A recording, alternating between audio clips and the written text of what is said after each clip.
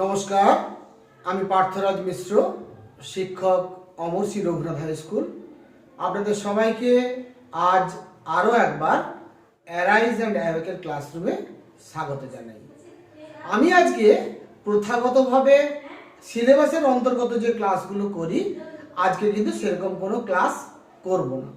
আজকে যে বিষয়টি আমি আজকের ক্লাসরুমে উপস্থাপন করতে চলেছি সেটা প্রধানত আমাদের বর্তমানে আমরা ভগবানপুর এবং পটাশপুর অঞ্চলের যারা বাসিন্দা, আমরা যারা ভয়ানক বন্যার মুখোমুখি হয়েছি, এখনও বন্যা পীড়িত অবস্থায় আছি, আমাদের পাশাপাশি গোটা পশ্চিমবঙ্গের সমস্ত স্তরের মানুষের বিষয়টি বোঝা প্রয়োজন বলে আমি মনে করি। তাই আজকের ক্লাসের আলোচনার মূল উপজীব্য হলো, আজকের ক্লাসের আলোচনার মূল বিষয়বস্তু হলো কেলেঘাই নদীর বন্যা নিয়ন্ত্রণ পরিকল্পনা। কেলেঘাই নদীর বন্যা নিয়ন্ত্রণ পরিকল্পনা অর্থাৎ আজকের আলোচনার বিষয়বস্তুটা কিন্তু কোনো ক্লাসের সিলেবাসের অন্তর্গত বিষয় নয়। এটা মানুষের বেঁচে থাকার স্বার্থে, মানুষের জীবন জীবিকার স্বার্থে, মানুষের সুস্থভাবে সুন্দরভাবে জীবন নির্বাহ করার স্বার্থে আমাদের যে সমস্ত জিনিসগুলো সকলের বোঝা উচিত, সর্বস্তরের মানুষের বোঝা উচিত, সেই বিষয়গুলোকে আমি আলোকপাত করার চেষ্টা করব।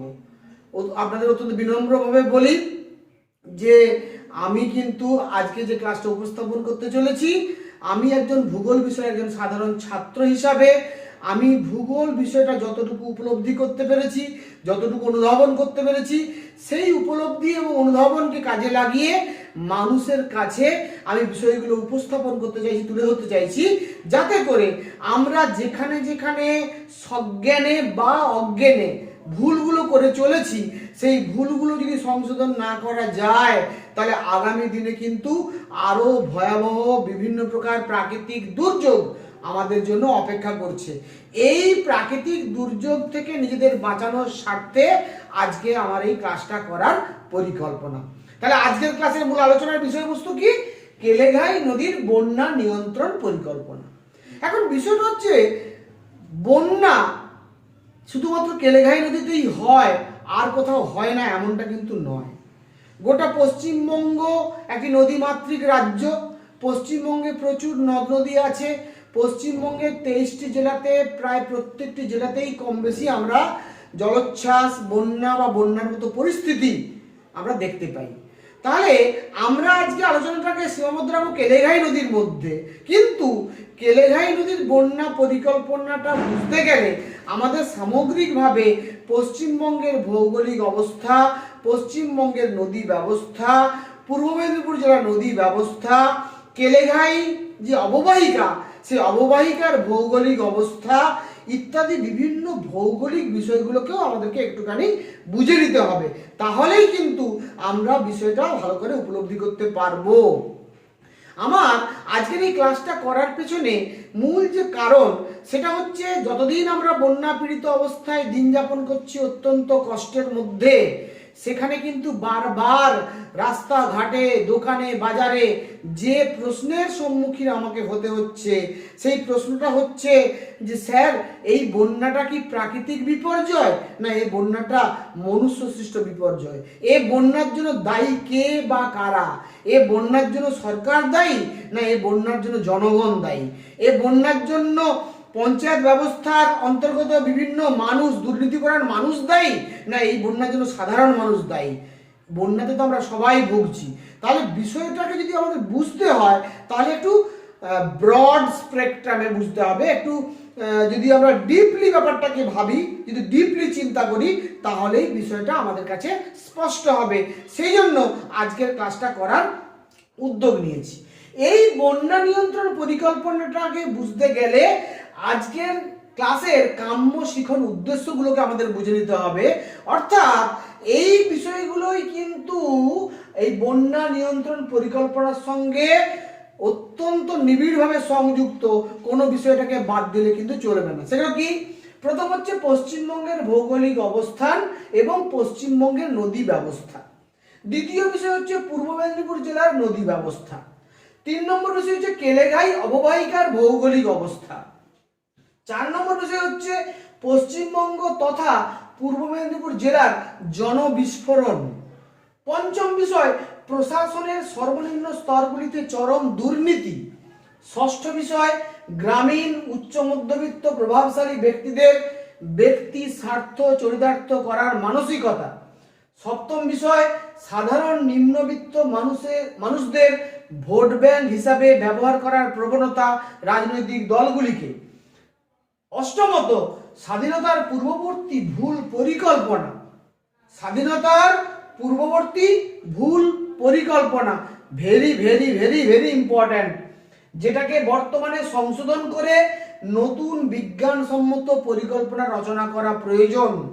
আর 10ম বিষয় হচ্ছে কেন্দ্র ও রাজ্য সরকারের বন্যা নিয়ন্ত্রণের ব্যাপারে আন্তরিকতার সঙ্গে সমন্বয় সাধন করে কাজ করা।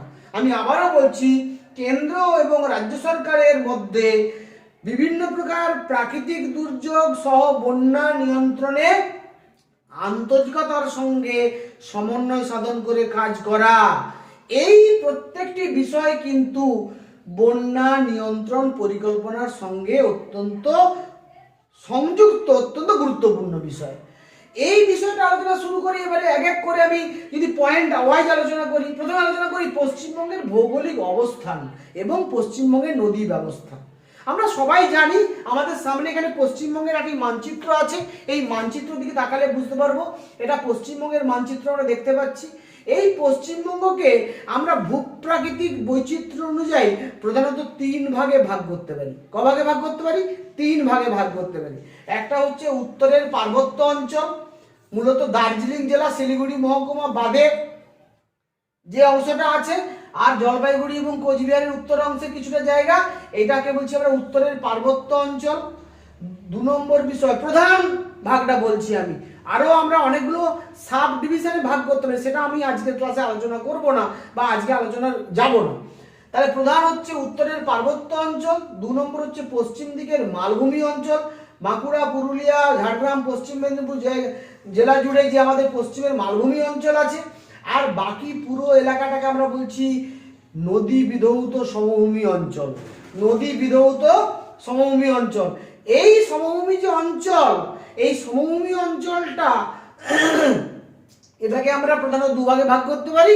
একটা উত্তরবঙ্গের সমভূমি, একটা দক্ষিণবঙ্গের সমভূমি। উত্তরবঙ্গের সমভূমি একটা, দক্ষিণবঙ্গের সমভূমি একটা। মূলত এইভাবে আমরা কিন্তু ভাগটা করতে পারি পশ্চিমবঙ্গকে ভূপ্রাকৃতিক বৈচিত্র্য অনুযায়ী। তাহলে উত্তরের পার্বত্য অঞ্চল, পশ্চিমের মালভূমি অঞ্চল, আর বাকি একটা বিস্তীর্ণ সমভূমি অঞ্চল। ঠিক আছে, এই সমভূমি অঞ্চলকে আমরা 2 ভাগে ভাগ করেছি। এইভাবে গঙ্গা নদী পশ্চিমবঙ্গকে 2 ভাগে ভাগ করেছে। গঙ্গা নদীর উত্তর দিকটাকে বলছি উত্তরবঙ্গ, আর গঙ্গার দক্ষিণ দিকটাকে বলছি দক্ষিণবঙ্গ। এই যে সমভূমি অঞ্চল, এটাকে বলছি উত্তরবঙ্গের সমভূমি, এবং এই অংশটাকে বলছি আমরা দক্ষিণবঙ্গের সমভূমি। তাহলে মোটামুটি ভাবে আমরা পশ্চিমবঙ্গের ভৌগোলিক অবস্থা সম্পর্কে একটা সাধারণ ধারণা লাভ করলাম, বিস্তৃত ধারণা লাভ করতে পারিনি এত কম সময়ের মধ্যে। 2 নম্বর বিষয় পশ্চিমবঙ্গের নদী ব্যবস্থা। পশ্চিমবঙ্গের যত নদ নদী আছে, এই নদ নদীগুলোকে, প্রধান নদ নদীগুলোকে যদি আমরা উৎপত্তি অনুসারে বিভাজন করি, তাহলে এখানেও কিন্তু সেইভাবে ভাগ করতে পারো। পার্বত্য অঞ্চল থেকে সৃষ্ট নদ নদী, অর্থাৎ উত্তরবঙ্গের নদ নদী, যে নদ নদীগুলো হিমালয়ের পার্বত্য অঞ্চল থেকে প্রধানত সৃষ্টি হয়েছে, তাকেই আমরা বলছি পার্বত্য অঞ্চল থেকে সৃষ্ট নদ নদী বা উত্তরবঙ্গের নদ নদী। যেখানে আমরা প্রধান নদী হিসেবে জানি তিস্তা, তোরসা, জলঢাকা, রায়ডাক, লিস, ঘিস, মূর্তি, সংকোচ, এদিকে মহানন্দা, আত্রেই, এই সমস্ত নদীগুলো কিন্তু গোটা উত্তরবঙ্গ জুড়ে অবস্থান করছে, এবং এই নদীগুলো সবগুলো কিন্তু পার্বত্য অঞ্চল থেকে, হিমালয়ের পার্বত্য অঞ্চল থেকে প্রধানত উৎপন্ন হয়েছে। 2 নম্বর যে বিষয়গুলো, সেটা হচ্ছে পশ্চিমের মালভূমি অঞ্চলের সৃষ্ট নদ নদী। অর্থাৎ আমরা যদি একেবারে শুরু করি ময়ূরাক্ষী, অজয়, দামোদর, এদিকে আমরা যদি দেখি কংসাবতী, শিলাবতী, সুবর্ণরেখা, ওদিকে দ্বারকেশ্বর এবং শিলাবতীর মিলিত প্রবাহ রূপনারায়ণ, ওদিকে কংসাবতী এবং কেলেঘাইয়ের মিলিত প্রবাহ হলদি নদী, এই নদীগুলোকে আমরা বলছি সবই পশ্চিমবঙ্গের পশ্চিম দিকের যে মালভূমি অঞ্চল, সেই মালভূমি অঞ্চল থেকে সৃষ্ট নদ নদী। আর 3 নম্বর যে নদীগুলো সেটা হচ্ছে দক্ষিণ চব্বিশ পরগনা জেলা এবং উত্তর চব্বিশ পরগনা জেলায়, যেখানে আমাদের সুন্দরবন অঞ্চল আছে, সক্রিয় বদ্বীপ সমভূমি অঞ্চল আছে, সেখানে যে নদ নদীগুলো আছে এগুলোকে আমরা বলছি উপকূলীয় নদ নদী বা লবণাক্ত জলে পুষ্ট নদ নদী। এই নদ নদীগুলোতে মাতলা, ঠাকুরান আমরা জানি এখানকার নদ নদীগুলোর নাম। তাহলে এইগুলো হচ্ছে উপকূল অঞ্চলের নদ নদী। আর যে নদীটার কথা না বললে নয় সেটা হচ্ছে পশ্চিমবঙ্গের সর্বপ্রধান নদী, যেটাকে আমরা বলছি ভাগীরথী হুগলি। এই নদীটাকে বলছি ভাগীরথী হুগলি। এই ভাগীরথী হুগলিকে আমরা গঙ্গা বলে বলি। আসলে গঙ্গা নদীটা এইভাবে কিন্তু বিহারের মধ্যে প্রবাহিত হয়ে এসে এখানে পশ্চিমবঙ্গে প্রবেশ করার পর পশ্চিমবঙ্গ থেকে বাংলাদেশে চলে গেছে পদ্মা নামে বাংলাদেশে চলে গেছে। আর তার প্রধান শাখা নদীটা ভাগীরথী হুগলি নামে দক্ষিণ দিকে প্রবাহিত হয়ে বঙ্গোপসাগরে পতিত হয়েছে। এই ভাগীরথী হুগলি নদীটাকেই আমরা বলছি গঙ্গা নদী। আসলে এটা গঙ্গার প্রধান শাখা নদী। এখন ব্যাপারটা হচ্ছে গঙ্গা ভারতবর্ষের প্রধান নদী। আমাদের গঙ্গা নদী আজকে কোটি কোটি বছর ধরে প্রবাহিত, কিন্তু আমরা ভারতবর্ষকে বিভাজিত করেছি 1947 সালে। 47 সালে যখন বিভাজিত হয় তখন একটা হয় পাকিস্তান, একটা হয় ভারতবর্ষ। পাকিস্তানের আবার দুটো পার্ট, একটা পূর্ব পাকিস্তান যার বর্তমান নাম বাংলাদেশ, আর একটা পশ্চিম পাকিস্তান। এই যে পূর্ব পাকিস্তান যেটা পরবর্তীকালে পাকিস্তানের সঙ্গে যুদ্ধ করে 1971 সালে স্বাধীনতা লাভ করলো, তার বর্তমান নাম বাংলাদেশ। সেই বাংলাদেশের ভেতর দিয়ে পদ্মা নামে প্রবাহিত হয়েছে গঙ্গা। কিন্তু দেশ ভাগ করেছে মানুষ, দেশ কিন্তু প্রকৃতি ভাগ করেনি। কিন্তু কোটি কোটি বছর ধরে আমাদের এই প্রকৃতির উপর দিয়ে নদীটা প্রবাহিত হচ্ছে। ফলে গঙ্গা আমাদের প্রধান নদী, এটা যেমন ঠিক, কিন্তু গঙ্গার প্রধান যে শাখাটা সেটা কিন্তু পদ্মা নামে বাংলাদেশের উপর দিয়ে বর্তমানে প্রবাহিত, কারণ বাংলাদেশ নতুন রাষ্ট্র হিসেবে আত্মপ্রকাশ করেছে। আর ভাগীরথী হুগলি নদীটা কিন্তু পশ্চিমবঙ্গে প্রবাহিত হয়েছে দক্ষিণ দিকে, এবং দক্ষিণ দিকে প্রবাহিত হয়ে বঙ্গোপসাগরে পতিত হয়েছে। তাহলে এইভাবে আমাদের নদী ব্যবস্থাটা পশ্চিমবঙ্গের আছে। তাহলে আমরা চারটে প্রধান নদী দেখলাম উৎপত্তিগতভাবে। পার্বত্য অঞ্চল থেকে সৃষ্ট নদ নদী, মালভূমি অঞ্চল থেকে সৃষ্ট নদ নদী, উপকূল অঞ্চলের নদ নদী, এবং গঙ্গার প্রধান শাখা ভাগীরথী হুগলি, যেটা পশ্চিমবঙ্গের ভেতর দিয়ে প্রবাহিত।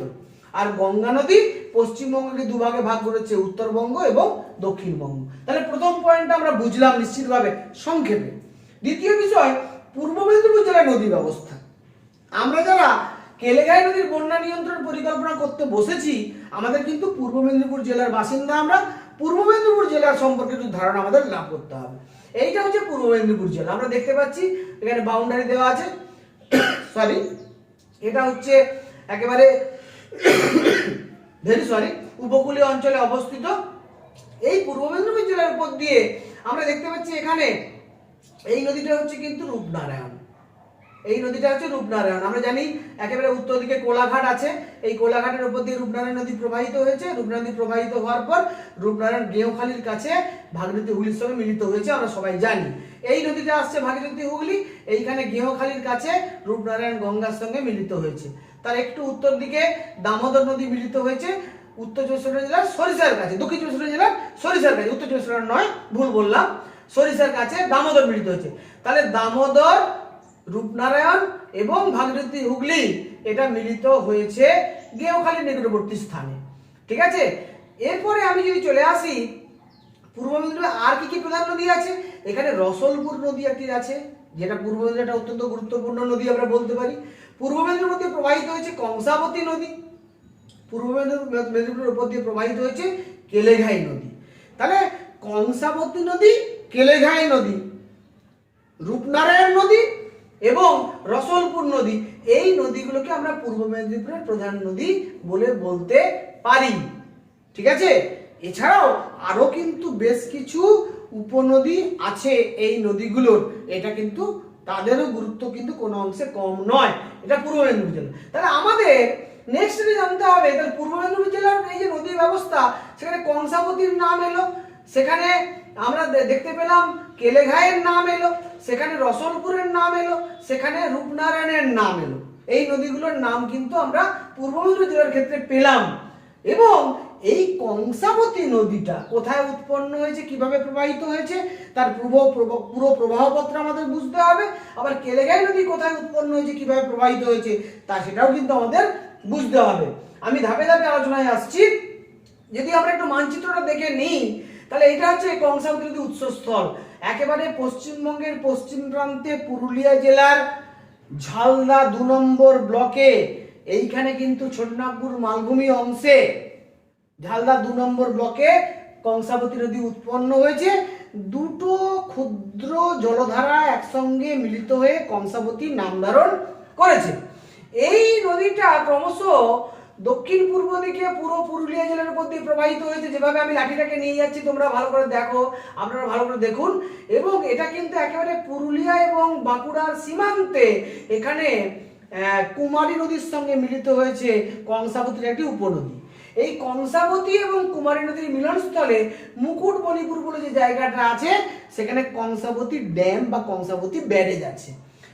এই কংসাবতী ড্যাম বা ব্যারেজ অতিক্রম করে আমরা যদি ভালো করে লক্ষ্য করি, আমরা দেখব কংসাবতী নদী কিন্তু এইভাবে ক্রমশ দক্ষিণ পূর্ব দিকে প্রবাহিত হয়ে দক্ষিণ দিকে প্রবাহিত হয়ে বাঁকুড়া জেলা অতিক্রম করে বাঁকুড়ার আমরা দেখতে পাচ্ছি খাতড়া, নারায়ণপুর, সারেঙ্গা, এইগুলোর উপর দিয়ে প্রবাহ, ফুলকুসমা, বিনপুর, এইগুলো দিয়ে আসছে। এসে কিন্তু ঝাড়গ্রাম জেলার বিনপুর, দইজুড়ির পার্শ্ববর্তী অঞ্চল, এগুলোর উপর দিয়ে আমরা দেখছি পশ্চিম মেদিনীপুরে প্রবেশ করছে।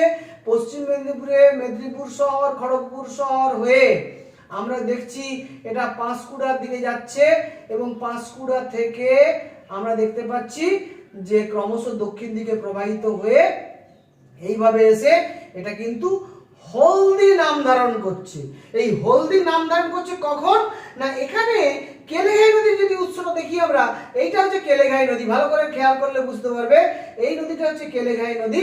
কেলেঘাই নদীটা এখানে উৎপন্ন হয়েছে ঝাড়গ্রাম জেলার সরডিহার কাছে, সাকরাইল থানা সরডিহার কাছে বামনি গ্রাম বলে একটা আছে।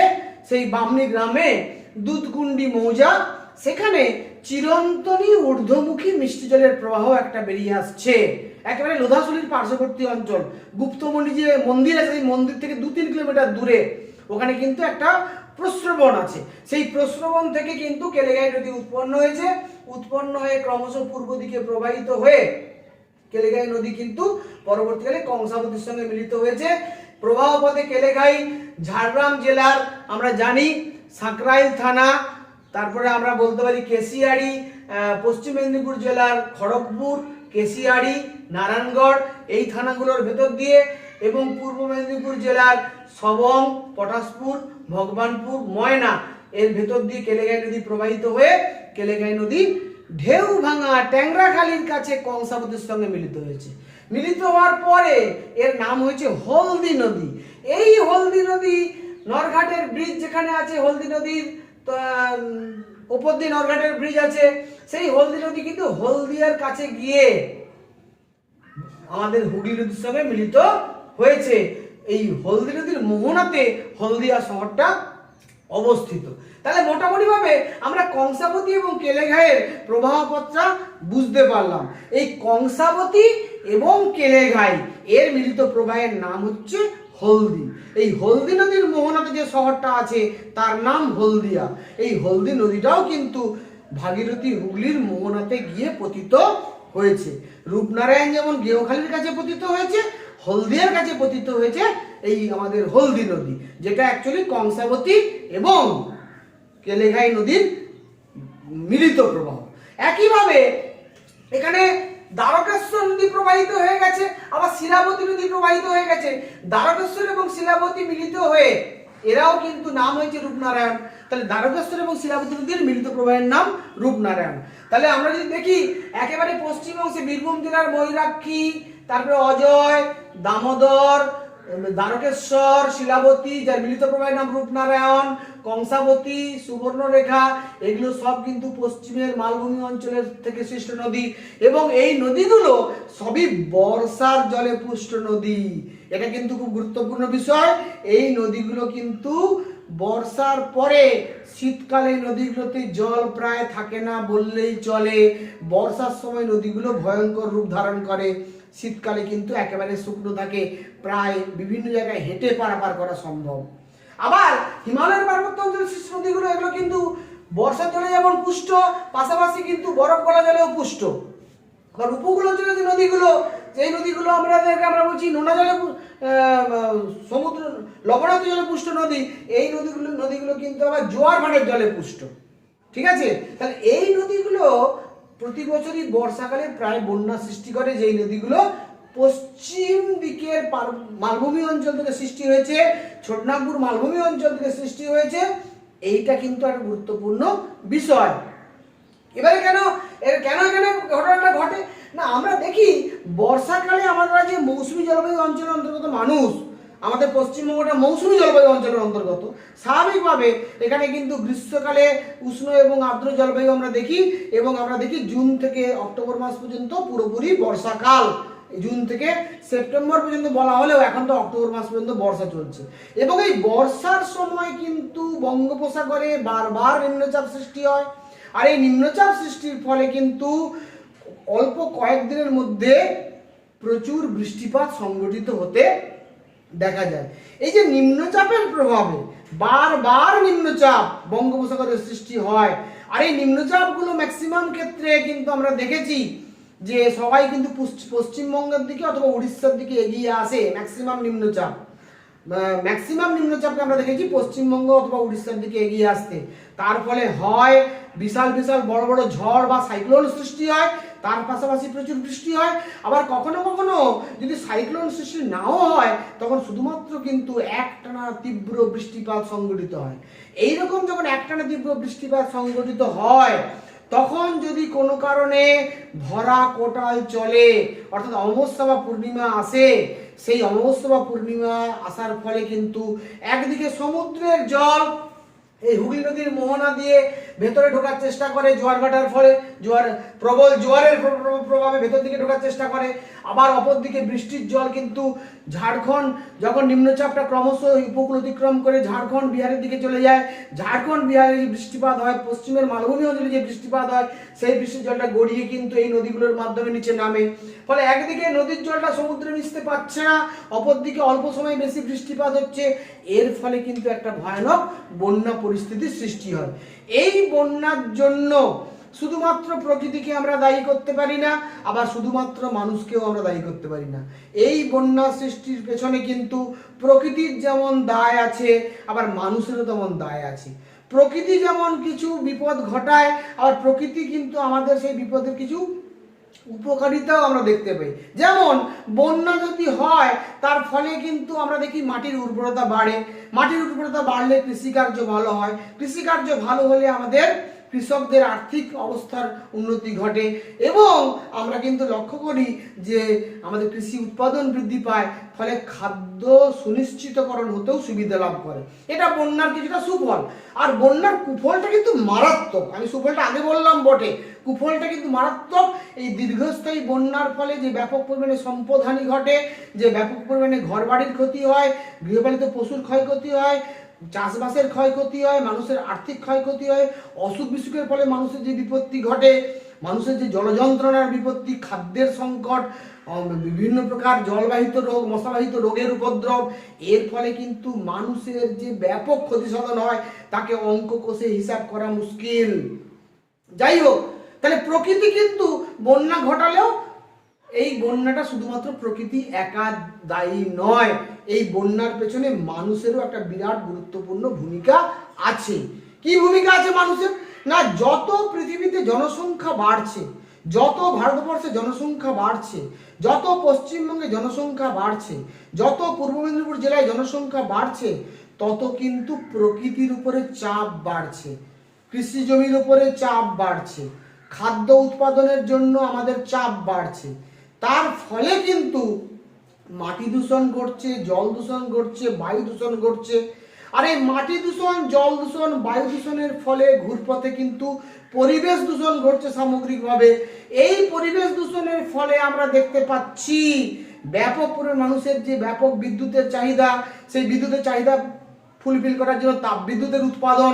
এই তাপবিদ্যুতের ফলে যে ব্যাপক পরিমাণে কয়লা পুড়িয়ে, জীবাশ্ম জ্বালানি পুড়িয়ে আমরা তাপবিদ্যুৎ কেন্দ্র থেকে ধোঁয়া বের করে বায়ুমণ্ডলে মেশাচ্ছি, তার ফলে আমাদের খনিজ তেলকে পুড়িয়ে আমরা তাপবিদ্যুৎ উৎপাদন করছি।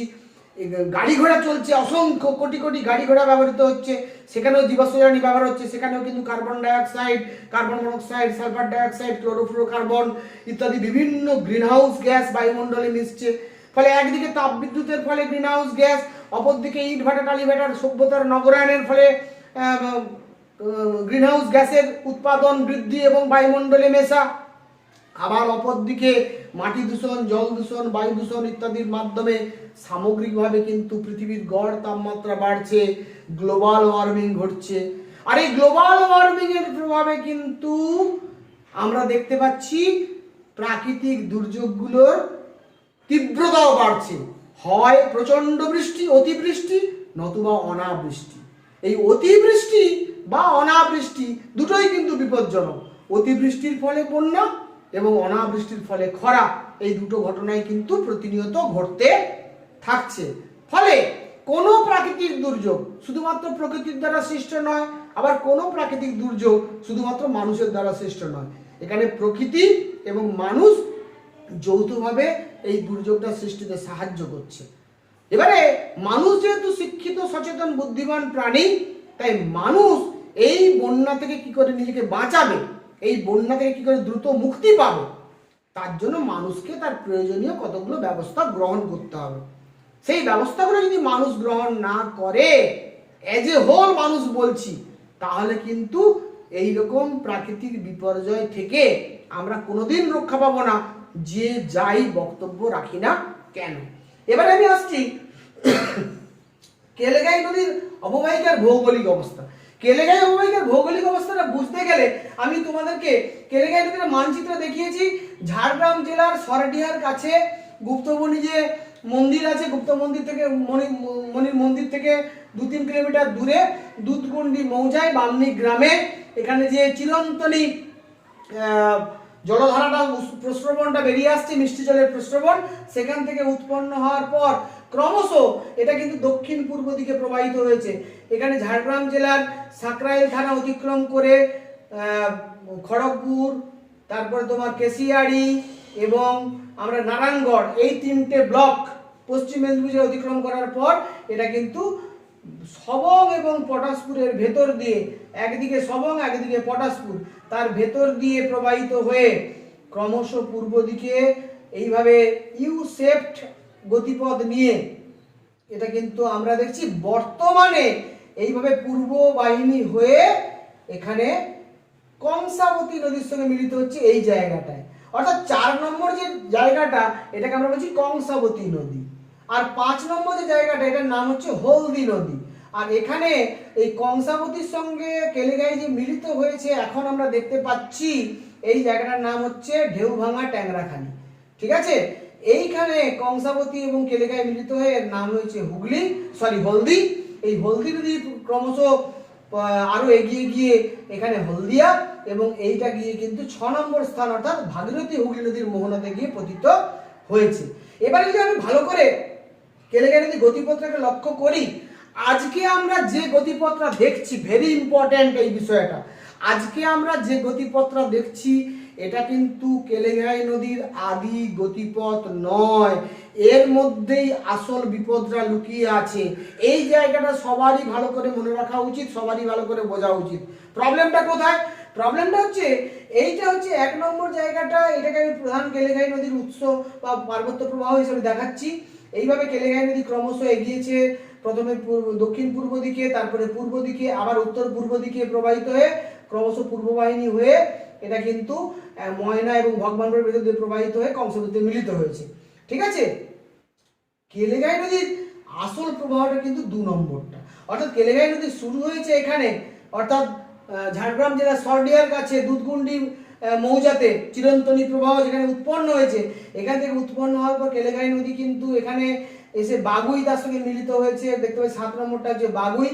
পরবর্তীকালে কেলেঘাই নদী কিন্তু এই যে আমগেছিয়া বলে জায়গাটা আছে মংলামাড় আমগেছিয়া বাংলো, এই আমগেছিয়া বাংলো থেকে দক্ষিণ পূর্ব দিকে মংলামাড় হয়ে ইটাবেড়িয়া হয়ে কালীনগর হয়ে রসলপুরে গিয়ে এটা কিন্তু একইভাবে এই রসলপুরে গিয়ে এটা কিন্তু হুগলি নদীর মোহনায় মেশার কথা ছিল বা প্রাচীনকালে মিশত। তাই এইরকম হচ্ছে আদি কেলেঘাই। 1 নম্বর এবং 2 নম্বর এই যে প্রবাহপত্র এটা হচ্ছে আদি কেলেঘাই। অর্থাৎ কেলেঘাই নদীর আদি প্রবাহটা কিন্তু আমগেছিয়া বাংলো থেকে দক্ষিণ দিকে মংলামাড় হয়ে আমাদের ইটাবেড়িয়া হয়ে কালীনগর হয়ে একেবারে আমরা যদি যাই রসলপুরের কাছে গিয়ে ওটা ভাগীরথী হুগলি নদীর মোহনাতে মিশ্রিত হবে। এটা হচ্ছে আদি কেলেঘাইয়ের প্রবাহ পথ। কিন্তু আমরা এটা জানলাম কিভাবে না, আজকে আমি তোমাদের সামনে বা আপনাদের সামনে যে কথাটা বলছি এটা কিন্তু আমার কোনো মন গড়া কথা নয়। এটা কিন্তু আমি বলছি আমাদের অত্যন্ত গুণী মানুষ ডক্টর নিরুপম আচার্য, যিনি কেলেঘাই নদী নিয়ে গবেষণা করেছেন, তার প্রতি আমি আন্তরিক কৃতজ্ঞতা এবং ধন্যবাদ জ্ঞাপন করি। তার এই রিসার্চ আর্টিকেলটা পড়ে আমি কিন্তু বিষয়টা জেনেছি এবং এটা জেনেছি বলেই আপনাদেরকে আজকে জানানোর জন্য এই ক্লাসে তার অবতারণা করছি।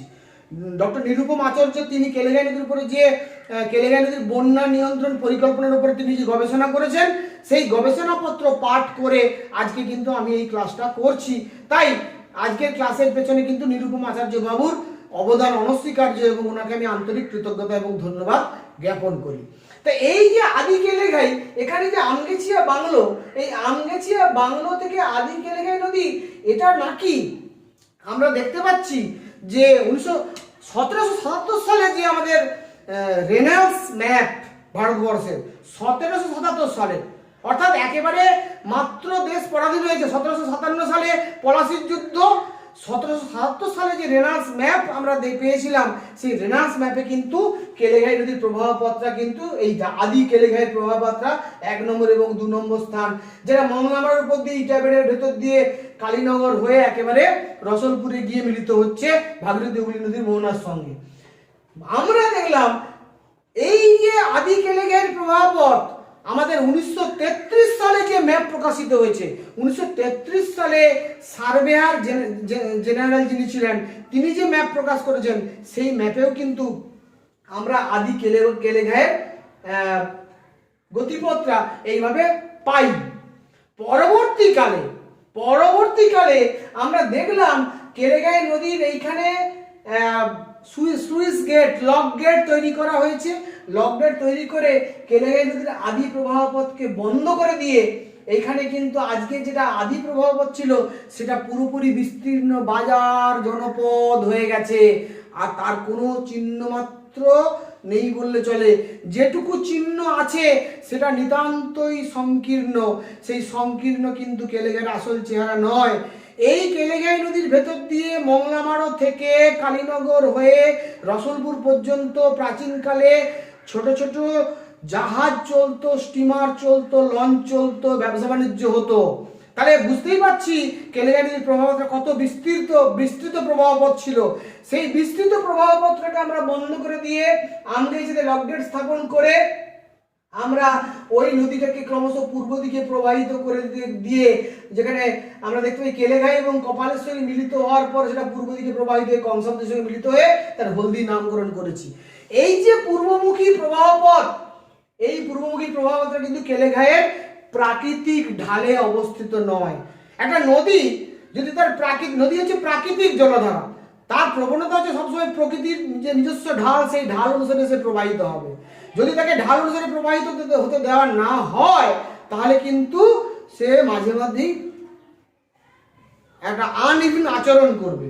এই আনইভিন আচরণের ফলে কিন্তু বন্যার মতো প্রাকৃতিক দুর্যোগ ঘটবে, এটা আমাদের বোঝা উচিত। তাহলে এইটা হচ্ছে প্রাকৃতিক ঢাল। মংলামাড়ার ভেতর দিয়ে আমগেছিয়া হয়ে ইটাবেড়িয়া হয়ে যে ঢালটা আদি কেলেঘাই বলছি, এটাই হচ্ছে কেলেঘাই নদীর প্রাকৃতিক ঢাল। কিন্তু আজকে এই প্রাকৃতিক ঢালের ভেতর দিয়ে নদী প্রবাহিত হয় না। আজকে নদীকে আমরা দীর্ঘদিন আগে এইভাবে পূর্বমুখী প্রবাহ পথ ঘুরিয়ে দিয়েছি এবং এই পূর্ব দিকটা ক্রমশ কিন্তু উঁচু। পূর্ব দিকটা উঁচু হওয়ার ফলে এই জলটা স্বাভাবিকভাবে কিন্তু কংসাবতীতে গিয়ে মিশতে পারে না। এটা কিন্তু একটা বিরাট প্রবলেম, কেলেঘাই নদীর নদীখাতের বিরাট প্রবলেম। তার ফলে আজকে আমরা দেখতে পাচ্ছি কেলেঘাই নদীর যে মধ্যপ্রবাহ অংশটাই, এটাকে আমি এইভাবে দেখাচ্ছি, এই মধ্যপ্রবাহ অংশটায় যেখানে বিভিন্ন উপপ্রবাহীগুলো অবস্থান করছে, এই মধ্যপ্রবাহে বর্ষাকালে হঠাৎ করে জলোচ্ছ্বাস হয় এবং নদীতে জলের পরিমাণ প্রচণ্ড বৃদ্ধি পায় এবং নদীতে জলের পরিমাণ বৃদ্ধি পাওয়ার ফলে প্রাকৃতিক ঢালে নদী বয়ে যাওয়ার চেষ্টা করে। তাই আমরা প্রত্যেক বছর লক্ষ্য করি, হয় তালাডিয়া, নাহলে তালচিটকিনি, এই সমস্ত, নাহলে বারবক্ষল, এই যে জায়গাগুলো পটাশপুর ব্লকের অন্তর্গত এই স্থানগুলোতে কিন্তু প্রায়ই নদী বাঁধ বিশাল পরিমাণে ভাঙে এবং তার ফলে ভগবানপুর এবং পটাশপুর অঞ্চলের বিস্তীর্ণ অঞ্চলের মানুষ ব্যাপক বন্যার মুখোমুখি হতে বাধ্য হয়। আমরা যদি কেলেঘাই নদীর বন্যার ইতিহাসের দিকে তাকাই তাহলে দেখব কেলেঘাই নদীতে বিগত দিনে যে বড় বড় বন্যাগুলো হয়েছে, প্রথম বড় বন্যা আমাদের যেটা ইতিহাসে সাক্ষী আছি আমরা পাওয়া যাচ্ছে 1888। 1888-র পরে 1908, 1908-এর পরে 1913, 1913-র পরে 1926, 1926-এর পরে 1933, 1934, এরপরে 1940, 1941, তারপর 1968, তারপরে আমরা দেখছি 1978 এবং এরপরে 2008 এবং 2021, আজকে এবছর আমরা যে বন্যার মুখোমুখি হয়েছি। আগের যে বন্যা তার যে বিভৎসতা অনেক কম ছিল, যত দিন যাচ্ছে বন্যার বিভৎসতা বাড়ছে। বন্যার বিভৎসতা কেন বাড়ছে? তার পেছনে কিন্তু দায়ী জনবিস্ফোরণ। এই বন্যার বিভৎসতার পেছনে প্রধান যে দায়ী বিষয়টা সেটা জনবিস্ফোরণ। কেন জনবিস্ফোরণের কথা বলছি আমরা যদি দেখি 1950 সালে যেখানে ভারতের জনসংখ্যা ছিল 36 কোটি, সেই 36 কোটি জনসংখ্যা 2000 সালে মাত্র 50 বছরে সেটা হয়ে গেল 102 কোটি। আজকে ভারতের জনসংখ্যা 140 কোটি 2020 সালে। তাহলে 2020 সালে 140 কোটি, 2000 সালে এটাই ছিল 102 কোটি এবং আমরা দেখছি যে 1950 সালে ভারতের জনসংখ্যা ছিল 36 কোটি। তাহলে এই 70 বছরে 36 কোটি থেকে আমরা 140 কোটিতে পৌঁছেছি, প্রায় 104 কোটি জনসংখ্যা বৃদ্ধি পেয়েছে ভারতবর্ষে। একইভাবে পশ্চিমবঙ্গের জনসংখ্যা বৃদ্ধি পেয়েছে ব্যাপক হারে। পশ্চিমবঙ্গে যেখানে আমাদের জনসংখ্যা ছিল স্বাধীনতার সময় 1.5 কোটির কাছাকাছি, আজকে সেই জনসংখ্যা 10 কোটিতে রূপান্তরিত হয়েছে। পশ্চিমবঙ্গের জনঘনত্ব ভারতবর্ষের জনঘনত্বের মধ্যে দ্বিতীয় স্থান। প্রতি বর্গ কিলোমিটারে 1029 জন মানুষ বাস করে 2011 সালের আদমশুমারি অনুযায়ী। আর পূর্ব মেদিনীপুর জেলার 2011 সালের আদমশুমারি অনুযায়ী পূর্ব মেদিনীপুর জনঘনত্ব 1080 জন। অর্থাৎ পশ্চিমবঙ্গের গড় জনঘনত্বের তুলনায় পূর্ব মেদিনীপুরের কিন্তু জনঘনত্ব আরো বেশি। এই কারণে এই যে জনবিস্ফোরণ, এই জনবিস্ফোরণের ফলে ভয়ানক বেকারত্ব, দারিদ্র, আর এই বেকারত্ব দারিদ্রের সুযোগ নিয়ে মানুষ খাল, নদী, পাড় দখল করে রাস্তাঘাট নির্মাণ করতে না দিয়ে দোকানদানির মাধ্যমে নিজেদের জীবন জীবিকা সংসার প্রতিপালনের স্বার্থে একটা বেঁচে থাকার চেষ্টা করে। আর তাদেরকে এই সুযোগ সুবিধা পাইয়ে দিয়ে কিছু নিম্নস্তরীয় যারা প্রশাসনিক ক্ষমতার অধিকারী মানুষ, তারা কিন্তু ব্যক্তি স্বার্থে রোজগার করে। এইভাবে একদল নিম্ন প্রশাসনীয় অংশের মানুষরা তাদের ব্যক্তিগত আর্থিক রোজগারের স্বার্থে এবং দরিদ্র মানুষকে উপকার করার স্বার্থে আমরা কি করছি? নদী বাঁধ দখল করছি, খালগুলোকে ভরাট করছি, খালগুলোর পাড়ে দোকানপাট নির্মাণ করে খালগুলোকে সংকীর্ণ করে দিচ্ছি। এর ফলে নদীর যে জল বেরোনোর রাস্তা সেটা ক্রমশ সংকুচিত হচ্ছে। আমরা প্রতিটা মাঠের যে জল নিকাশি, সেই জল নিকাশিগুলো মানুষ কিন্তু নষ্ট করে দিচ্ছে নিজেরাই। এবং এই জল নিকাশি নষ্ট করার ক্ষেত্রে কিন্তু গ্রামের প্রভাবশালী আর্থিকভাবে যারা শক্তিশালী মানুষ তাদের ভূমিকা অনস্বীকার্য। তারা কিন্তু পঞ্চায়েতকে প্রভাব খাটিয়ে তাদের আর্থিক ক্ষমতাকে ব্যবহার করে, প্রশাসনিক ক্ষমতাকে ব্যবহার করে জল নিকাশিকে বন্ধ করে দিয়ে তারা ঘরবাড়ি তৈরি করছে। এর ফলেও কিন্তু জল নিকাশি ক্ষতিগ্রস্ত হচ্ছে। তাই মাঠের জল খালে নামতে পারছে না, খালের জল নদীতে মিশতে পারছে না, নদীর জল সমুদ্রে মিশতে পারছে না। ফলে বন্যা হলে কিন্তু আমরা সেই বন্যার ফলে দীর্ঘদিন জলের মধ্যে ডুবে থাকতে বাধ্য হচ্ছি। এই ঘটনা থেকে মুক্তি পেতে গেলে আমাদের কিন্তু সামগ্রিকভাবে বন্যার জন্য আমরা একে অপরের দিকে আঙুল না তুলে আমাদের সবাইকে ঐক্যবদ্ধভাবে কাজ করতে হবে। বন্যার জন্য শুধু প্রকৃতি দায়ী নয়, বন্যার জন্য শুধু মানুষ দায়ী নয়, প্রকৃতিরও দায় আছে, মানুষেরও দায় আছে।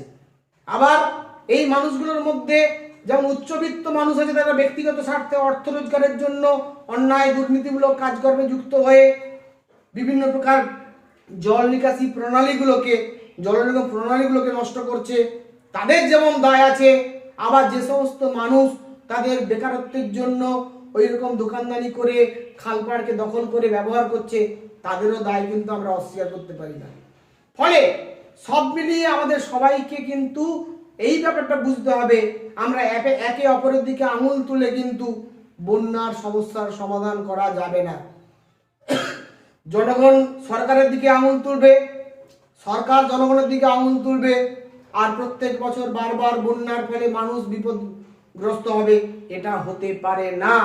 তাই আমি এই পয়েন্টগুলো বলেছি। পশ্চিমবঙ্গ তথা পূর্ব মেদিনীপুর জনবিস্ফোরণ, অর্থাৎ আমি একটু আগে বললাম পূর্ব মেদিনীপুর জেলার জনঘনত্ব পশ্চিমবঙ্গের জনঘনত্বের তুলনায়ও গড়ের তুলনায়ও বেশি। তাহলে পূর্ব মেদিনীপুর জেলার কিন্তু জনঘনত্বের জন্য কিন্তু আরেকটা প্রবলেম, প্রচুর মানুষ বেকার, প্রচুর মানুষের দারিদ্রতা আছে। এই দরিদ্র বেকার মানুষগুলো তাদের রোজগারের স্বার্থে কিন্তু বিভিন্ন প্রকার সরকারি জায়গা, খালপাড়, নদী বাঁধ এগুলো দখল করে বসবাস করছে, চাষবাস করছে, দোকানপাট করছে। এটা কিন্তু জল নিকাশি ব্যবস্থাকে ভেঙে ফেলার একটা প্রথম ধাপ। এবং যে সমস্ত প্রশাসনিক দপ্তরের শাসক দলের নেতারা এই সমস্ত মানুষকে সামাজিক উপকারের নামে নিজেদের অর্থ রোজগারের কথা মাথায় রেখে এই ধরনের কাজ করতে দিচ্ছে, তারা কিন্তু সব থেকে বড় দায়ী এই বন্যার জন্য। তাই আমি এখানে বলেছি প্রশাসনের সর্বনিম্ন স্তরগুলিতে চরম দুর্নীতি, এটা বন্ধ না হলে কিন্তু এই সমস্যা মিটবে না। গ্রামীণ উচ্চ মধ্যবিত্ত প্রভাবশালী ব্যক্তিদের ব্যক্তি স্বার্থ চরিতার্থ করার মানসিকতা বন্ধ না হলে এটা বন্ধ হবে না। সাধারণ নিম্নবিত্ত মানুষদের ভোট ব্যাংক হিসেবে ব্যবহার করার প্রবণতা বন্ধ না হলে এটা বন্ধ হবে না। স্বাধীনতা পূর্ববর্তী যে ভুল পরিকল্পনা, অর্থাৎ এই যে আদি কেলেঘাইটাকে আমরা নষ্ট করে দিয়েছি, এই আদি কেলেঘাইয়ের যদি পুনরুজ্জীবন আমরা না করি, এই আদি কেলেঘাইকে যদি আমরা পুনরায় ফিরিয়ে না আনি, তাহলে কিন্তু যাই ঘটনা ঘটানো হোক না কেন, নদী বাঁধ মাঝে মাঝেই ভাঙবে, বন্যা কিন্তু ঘটবে। যখনই অতিবৃষ্টি হবে তখনই বন্যা ঘটবে। আর এই অতিবৃষ্টি বা অনাবৃষ্টি কোন বছর কেমন হবে সেটা নির্ভর করছে কার উপরে? সেটা নির্ভর করছে এই যে প্রশান্ত মহাসাগর, এই প্রশান্ত মহাসাগর পৃথিবীর মধ্যে বৃহত্তম যে মহাসাগর, এই প্রশান্ত মহাসাগরের এই যে পেরু উপকূল, এই পেরু উপকূলে একটা উষ্ণ স্রোত প্রবাহিত হয় যার নাম এল নিনো। এই এল নিনো যে বছর সক্রিয় হবে সে বছর কিন্তু মৌসুমী বায়ু দুর্বল হবে। এই এল নিনো গোটা পৃথিবীর জলবায়ুকে কন্ট্রোল করে। ফলে এল নিনো যে বছর সক্রিয় হবে সে বছর মৌসুমী দুর্বল হবে, মৌসুমী দুর্বল হলে বৃষ্টিপাত কম হবে, সে বছর বন্যার সম্ভাবনা অনেকটা কমে যাবে। যদিও নিম্নচাপের ফলে বৃষ্টি বেশি হলে এবং কটাল পড়লে, নদীর জল ধারণ করার ক্ষমতা কমে গেলে বন্যা হতেই পারে, বন্যা হবে না এই গ্যারান্টি দেওয়া যাবে না। আবার যে বছর এল নিনো দুর্বল এবং লা নিনা সক্রিয় সে বছর, অর্থাৎ এই উষ্ণ স্রোতটা যদি যে বছর থাকবে না সে বছর মৌসুমী বায়ু কিন্তু সবল হবে, এবং মৌসুমী বায়ু সবল হলে কিন্তু বৃষ্টিপাত বেশি হবে। আবার সামগ্রিকভাবে গ্লোবাল ওয়ার্মিং এর প্রভাবে মানুষ, জনসংখ্যা বৃদ্ধি, জল দূষণ, মাটি দূষণ, বায়ু দূষণ, তাপবিদ্যুৎ উৎপাদন, জীবাশ্ম জ্বালানির ব্যবহার, এই পুরো ব্যাপারটা যে গ্লোবাল ওয়ার্মিং ঘটাচ্ছে, এই গ্লোবাল ওয়ার্মিং এর প্রভাবে কিন্তু পৃথিবীর যে গড় তাপমাত্রা বাড়ছে, তার ফলে কিন্তু সমুদ্রে প্রচুর নিম্নচাপ সৃষ্টি হবে, ঘূর্ণবর্তা সৃষ্টি হবে। এবং এই নিম্নচাপ ঘূর্ণবর্তাগুলোর পাশাপাশি আমরা যে পরিমাণে বোম ব্যবহার করছি, গাছ বোম ব্যবহার করছি, শব্দ দূষণ ঘটাচ্ছি, সেগুলোও কিন্তু আমাদের পরিবেশের ক্ষতি করছে। তার ফলেও কিন্তু উষ্ণতা বৃদ্ধি পাচ্ছে পৃথিবীর। আর পৃথিবীর উষ্ণতা বৃদ্ধি পাওয়ার ফলে কিন্তু সমুদ্র জলের উষ্ণতা বৃদ্ধি পাচ্ছে। সমুদ্রের উষ্ণতা বৃদ্ধি পেলে কিন্তু নিম্নচাপ সংঘটিত হবে, অতিবৃষ্টি ঘটবে, তার ফল কিন্তু আমাদের উপকূলীয় অঞ্চলের মানুষদের ভুগতে হবে। ফলে শুধুমাত্র প্রকৃতিকে দায়ী দিলে হবে না, বা শুধুমাত্র মানুষকে দায়ী দিলেও হবে না। পুরো ব্যাপারটা যদি আমরা না বুঝি তাহলে কিন্তু এই সমস্যার সমাধান হবে না। শুধু কেলেঘাই নদীর বন্যার নয়, এটা কিন্তু যে কোনো বন্যার ক্ষেত্রেই বিষয়গুলো সত্য। কারণ প্রাকৃতিক যে অবস্থাটা আছে এই অবস্থাটাকে আমরা কোনো মতেই অস্বীকার করতে পারি না। মানুষ এই প্রাকৃতিক অবস্থাটাকে অস্বীকার করতে গিয়ে বিপদটা ডেকে আনছে। ফলে এই যে সরার মতো অংশ কেলেঘাই নদীর যে নদী খাত, এই অংশটাই কিন্তু সবথেকে বেশি প্রবলেম। এই যে এই অঞ্চলটা বন্যা প্রবণ, এটা পটাশপুর 1 অঞ্চল এবং এটা ভগবানপুর 1 অঞ্চল, এই অঞ্চলটা বন্যা প্রবণ। অর্থাৎ আমি 1 নম্বরটাকে বলছি আমরা কেলেঘাই নদীর উচ্চ প্রবাহ, 2 নম্বর আমরা অংশটাকে বলছি এটা আদি কেলেঘাই, যেটা হচ্ছে অ্যাকচুয়ালি আমগেছা থেকে মংলামাড় হয়ে ইটাবেড়িয়া হয়ে কালীনগর হয়ে আমাদের এখানে রসদপুরের কাছে হুগলিতে মিলিত হয়েছে। 3 নম্বরটা হচ্ছে এটা ক্রমচ্ছ পূর্বমুখী কেলেঘাইয়ের প্রভাব, এটাকে 3 নম্বর নদী বলে বলা হচ্ছে। এটা কিন্তু মোটেই প্রাকৃতিক ঢালে অবস্থিত নয়, ফলে এদিকে জল যাওয়া তো সহজসাধ্য নয়। 4 নম্বরটা হচ্ছে কংসাবতী নদী, কংসাবতী এবং কেলেঘাই মিলিত হয়ে এটার নাম হয়েছে হলদি নদী। এই হলদি নদীটা হচ্ছে 5 নম্বর। এই হলদি নদী 6 নম্বরে গিয়ে ভাগীরথী হুগলি নদীর মোহনাতে মিশ্রিত হয়েছে। 7 নম্বরটা হচ্ছে বাগুই খাল। 8 নম্বরটা আমরা বলতে পারি এখানে আমাদের আমড়াখালি আছে, কাঁটাখালি আছে, এরকম অনেকগুলো জায়গা আছে। এখানে আমরা 10 নম্বরটাকে আমাদের কপালেশ্বরী নদী এখানে এসে মিলিত হয়েছে। 11 নম্বর এখানে চন্ডিয়া নদী এসে মিলিত হয়েছে। এগুলো হচ্ছে আমরা বিভিন্ন উপপ্রবাহে উপ অববাহিকায় ভাগ করতে পারি। এটাকে আমরা বলতে পারি কেলেঘাইয়ের উচ্চ অববাহিকা অঞ্চল, এটাকে আমরা বলতে পারি বাগুই অববাহিকা অঞ্চল, এটাকে আমরা বলতে পারি আমড়াখালি দাসপুর অববাহিকা অঞ্চল, এটাকে আমরা বলতে পারি কাটাখালী অববাহিকা অঞ্চল, এটাকে আমরা বলতে পারি কপালেশ্বরী অববাহিকা অঞ্চল, এটাকে আমরা বলতে পারি চন্ডিয়া অববাহিকা অঞ্চল, এটাকে আমরা বলতে পারি ময়না অববাহিকা অঞ্চল। এছাড়াও দাঁড়াদিঘি এবং হচ্ছে উদ্বাদা অববাহিকা, এরকম বিভিন্ন খাল কেটে কিন্তু নদীর জলকে বের করার যে জল নির্গম প্রণালী প্রাচীনকালে ছিল এবং এই জলপথকে ব্যবহার করে প্রাচীনকালে ব্যাপক ব্যবসা বাণিজ্য করা হতো। আজকে কিন্তু সেই জলপথ পরিবহনের যে রাস্তা, নদীপথ এবং খালপথগুলো পুরোপুরি দখলদারের হাতে চলে যাওয়ার কারণে কিন্তু এই বিপত্তি ঘটছে। নদীর প্রবাহপথে পূর্ব দিকের যে ক্রমচ্ছ পূর্ব দিকের যে শাখাটা, অর্থাৎ যেখানে কাঁটাখালী, যেখানে গুড়গ্রাম, এই যে রিজিয়নগুলোতে আমরা দেখতে পাই, এখানে কিন্তু প্রচুর অবৈধ ভেড়ি নির্মাণ হয়েছে নদী খাতের ভেতরে। আবার প্রচুর কিন্তু ইট ভাটা তৈরি হয়েছে। এই ইট ভাটা, ভেড়ি, এই অবৈধ দখলদার, এগুলোকে উচ্ছেদ করে নদীর প্রবাহপথকে ফিরিয়ে দিতে হবে। নদীর জল যাতে সমুদ্রে গিয়ে মিশতে পারে তার ব্যবস্থা করতে হবে। খাল পাড়গুলোকে পরিষ্কার পরিচ্ছন্ন রাখতে হবে, জলের নির্গম প্রণালীকে পরিষ্কার পরিচ্ছন্ন রাখতে হবে। তবে গিয়ে কিন্তু এই বন্যা নিয়ন্ত্রণ করা সম্ভব, নতুবা সম্ভব নয়। অর্থাৎ কেলেঘাই নদীর এই যে অববাহিকা অঞ্চল, এই পুরো অববাহিকাটাকে বুঝতে পারলে কিন্তু বন্যা নিয়ন্ত্রণ আমরা বুঝতে পারবো। এবং কেন পটাশপুর এবং ভগবানপুর বন্যা প্রবণ, তার কারণ হচ্ছে কিন্তু আদি কেলেঘাইয়ের যে প্রাকৃতিক প্রবাহপথ নষ্ট করে দেওয়া, এটা আমাদের বুঝতে হবে। এই সমস্যা না মিটলে আমরা আর যা করি না কেন বন্যাকে চিরতরে আটকাতে পারবো না। আদি প্রবাহপথকে না ফেরালে বন্যা হবেই, বন্যাকে আমরা কোনোভাবেই রুখতে পারবো না। এবং 10 নম্বর যে পয়েন্টটা, সেটা হচ্ছে কেন্দ্র এবং রাজ্য সরকারের বন্যা নিয়ন্ত্রণে আন্তরিক সমন্বয়। এই জায়গাতে প্রচন্ড ঘাটতি আছে। একটা বন্যা নিয়ন্ত্রণ পরিকল্পনা গ্রহণ করা, তার জন্য আর্থিক বরাদ্দ করা, সেই আর্থিক বরাদ্দে কেন্দ্রের অংশ রাজ্যের অংশকে সঠিকভাবে প্রদান করা, কেন্দ্র একটা নির্দিষ্ট টাকা দেবে বলে যদি না দেয় তাহলে রাজ্য সরকারের পক্ষে কিন্তু এই বিশাল পরিমাণ বড় মাপের কাজ করা সম্ভব নয়। ফলে কেন্দ্র রাজ্যের যে আর্থিক খরচ করার ক্ষেত্রে যে আন্তরিকতা, এটা যদি আমরা না দেখতে পাই তাহলেও কিন্তু এই বন্যা নিয়ন্ত্রণ করা সম্ভব হবে না। সেজন্য আমি আমার জ্ঞান মতো, আমার বুদ্ধি মতো যথাসম্ভব নিরপেক্ষ দৃষ্টিভঙ্গি নিয়ে ভূগোল বিষয়ের একজন ছাত্র হিসাবে ভৌগোলিক সমস্ত অবস্থাকে মাথায় রেখে মানুষের ভূমিকা, প্রকৃতির ভূমিকা, মানুষের আর উচ্চবিত্ত মানুষের ভূমিকা, মধ্যবিত্ত মানুষের ভূমিকা, নিম্নবিত্ত মানুষের ভূমিকা, দুর্নীতিপরায়ণ মানুষের ভূমিকা, সাধারণ নিরীহ মানুষের দুর্দশা, সমস্ত বিষয়কে কিন্তু আমি ভৌগোলিক দৃষ্টিভঙ্গি থেকে, অর্থনৈতিক দৃষ্টিভঙ্গি থেকে উপস্থাপন করার চেষ্টা করলাম। যদি আলোচনাটি ভালো লাগে তাহলে দয়া করে লাইক করবেন, চ্যানেলটি শেয়ার করবেন এবং সাবস্ক্রাইব করার অনুরোধ জানিয়ে সবাইকে যথাযোগ্য স্থানে সম্মান, শ্রদ্ধা, শুভেচ্ছা জানিয়ে আজকের আলোচনা এখানে শেষ করছি। Thank you very much.